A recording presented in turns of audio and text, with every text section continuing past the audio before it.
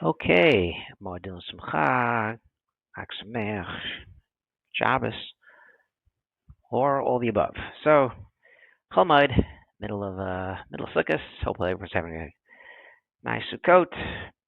Had a trip to the Kotel. First day, Chol Moed, huge crowds, beautiful to see. Really, usually I go Fridays. It's a small crowd, it's a bigger crowd, but to go on Chag and see crowds. You have to kind of walk around. You can't go through the Rova. You gotta walk around because there's so many people there.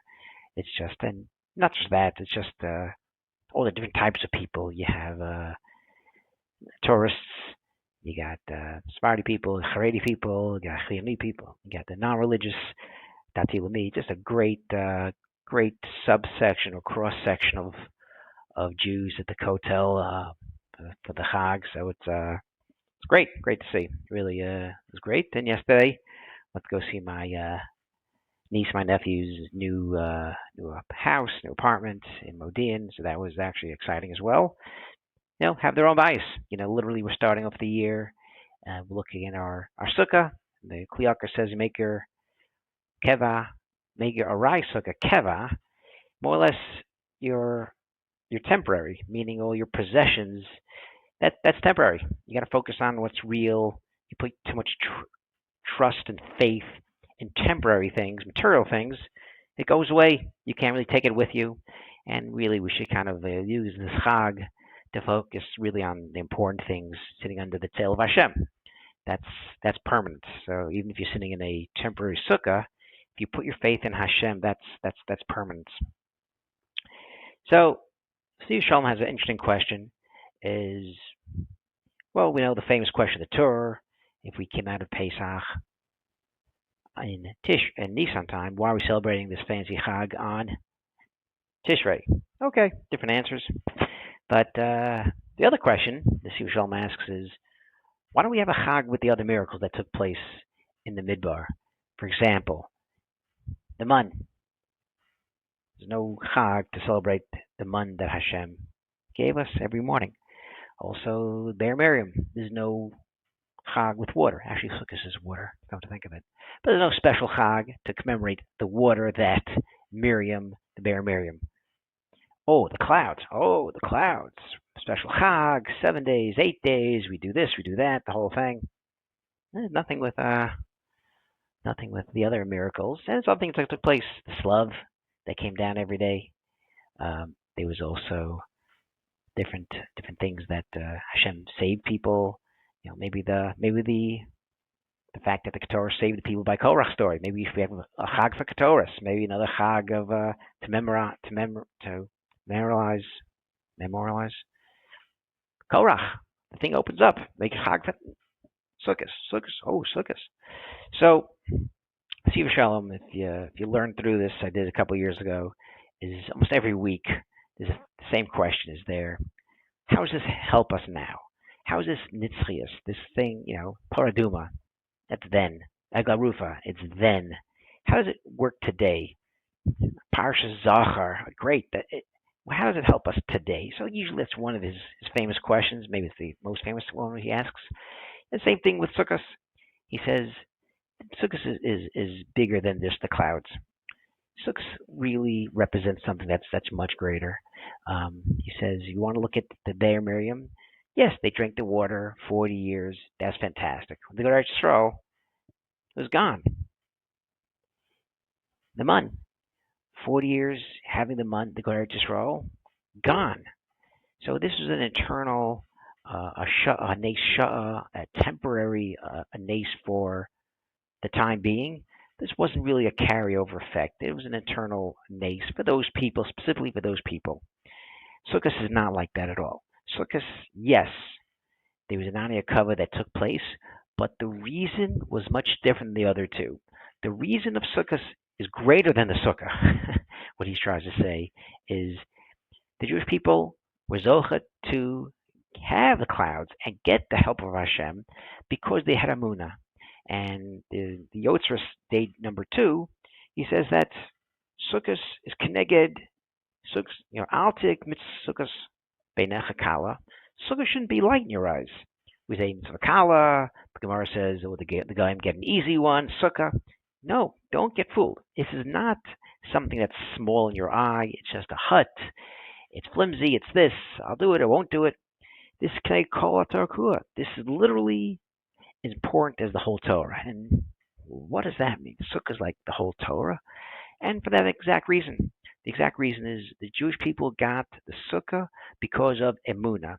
And this is really tied to Mitzrayim, to Mitzrayim. The people had no mitzvos, had no Torah, they had nothing going on. They had Emunah. They had Emunah that Hashem's going to take them out. And this is what Sukkot is all about.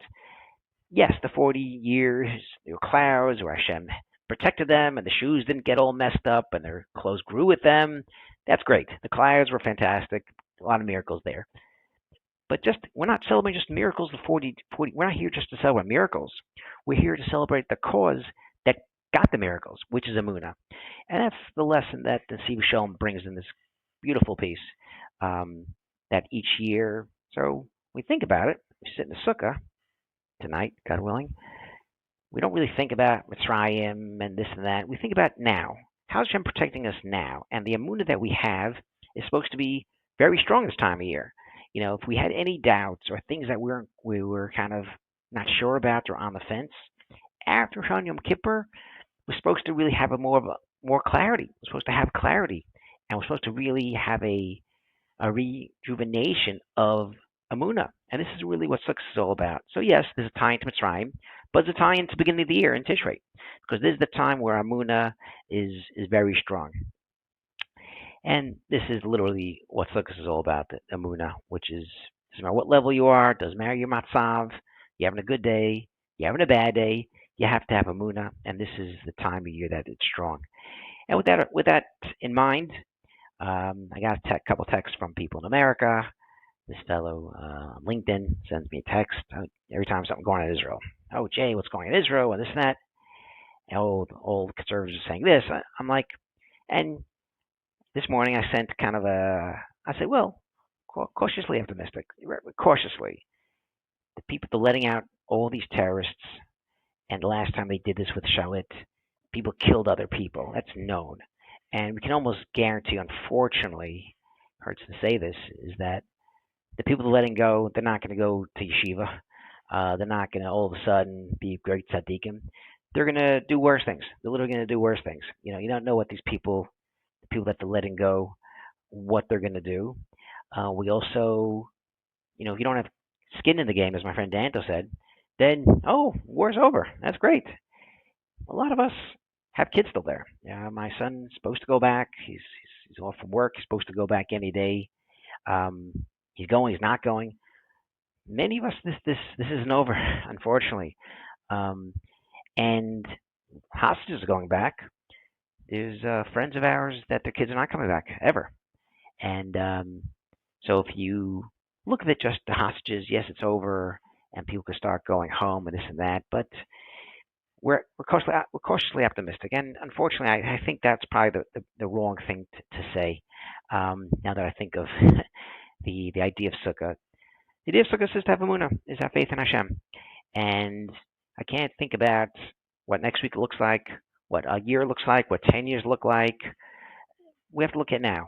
Right now, there's an opportunity to stop the war, let the soldiers go home, let these hostages go home, and we'll daven for that next day. After the Milchama, we're not going to stop davening.